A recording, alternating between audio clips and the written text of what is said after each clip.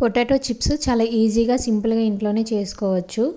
ఎలా అంటే మన వెజిటేబుల్ పీలర్ ఉంటుంది కదా, దాంతో తీసుకోవచ్చు అనమాట. తోలు తీసే పీలర్ తోటి తీసుకుంటే చాలా పలచగా వస్తాయి.